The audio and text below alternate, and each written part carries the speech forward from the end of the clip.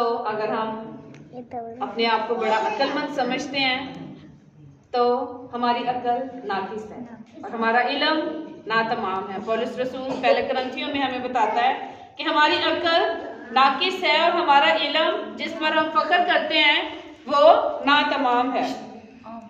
ठीक है, पहला कुरिन्थियों 13वां बाब और उसकी 12वीं आयत देखेंगे हम। लिखा है, और अब हमको आईने में धुंधला सा दिखाई देता है मगर उस वक्त रूबरू देखेंगे।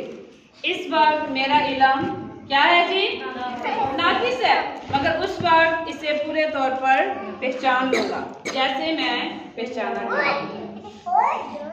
हम सीख रहे हैं कि जब हम अपने आप को खुदावंद के हुजूर में पेश करते हैं, खुदा ने बहुत सारे लोगों को बुलाया, हमने देखा, और उन्होंने बहाने बनाए हमारी तरह, लेकिन खुदावंद ने उनको चुन लिया। बहुत सारे लोगों ने अपने आप को पेश किया। किसको वो तमसील याद है?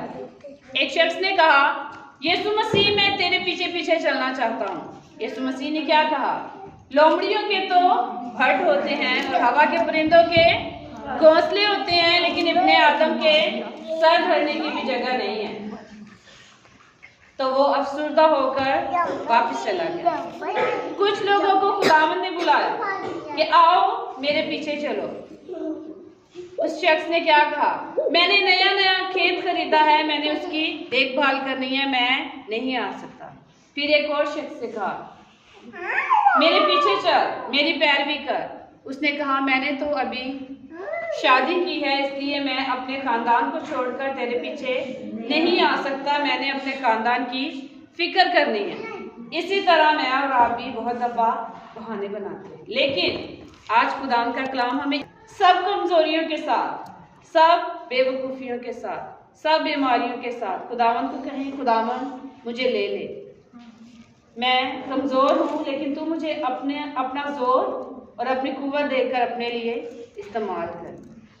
खुदावंद ने बहुत सारे कमजोर लोगों को इस्तेमाल किया। ठीक है, पौलुस रसूल को भी खुदावंद ने बहुत पुरजोश तरीके से इस्तेमाल किया, और जब वो खुदावंद के पीछे चलने लगा, ये 9वें बाब में ये सब कुछ मंदर्ज है और लिखा हुआ है कि किस तरह से पौलुस रसूल पर खुदावंद का नूर चमका और वो साउल से पौलुस रसूल बन गया, और उस नूर की वजह से उसकी बिनाई जाती रही।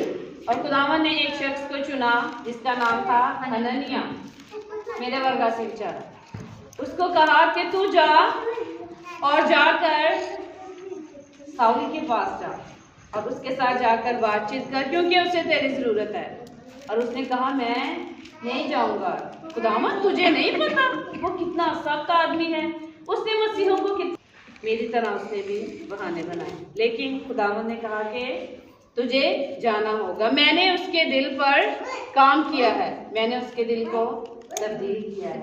अगर खुदावंद मुझे और आपको भी भेजना चाहते हैं तो ज़रूर है कि मैं और आप भी अपने आप को खुदावंद के सामने पेश करें। अगर खुदावंद मुझे बुला रहा है तो फिर हम अपनी तमाम मसरूफियत को एक तरफ रखते हुए, अपनी तमाम कमज़ोरी को, अपनी तमाम बीमारी को एक तरफ रखते हुए खुदावंद से कहें कि खुदावंद मैं हाजिर हूँ, मुझे भेज। यसाया नबी ने ऐसे कहा, खुदावंद मैं हाजिर हूँ, मुझे भेज।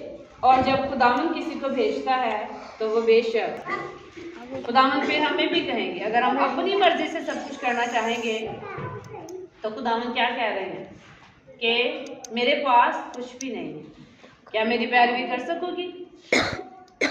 तो अगर हम इन सारी सख्तियों को बर्दाश्त कर सकते हैं तो फिर आए अपने आप को खुदावंद के हुजूर में पेश करें। आए खुदावंद से कहें कि खुदावंद मैं हाजिर हूँ तेरी खिदमत करने के लिए। खुदावंद को कहें कि खुदावंद मुझे वैसे ही तैयार कर जैसे तू मुझे बनाना चाहता है। खुदावंद जैसी खिदमत तू मेरे से ले, मिजाज तेरे बेटे खुदावंद यीशु का था। आए अपने आप को खुदावंद के हुजूर में पेश करें। खुदावंद से रब ये चाहता है कि हम अपने बदनों को ऐसी कुर्बानी होने के लिए नजर करें जो जिंदा और पाक और खुदावंद को पसंदीदा हो। आए अपनी कमजोरियों का इकरार करें और खुदावंद की पाकीज़गी का एहसास करें कि वो किस कदर पाक है फिर भी वो हमें शरफ बख्श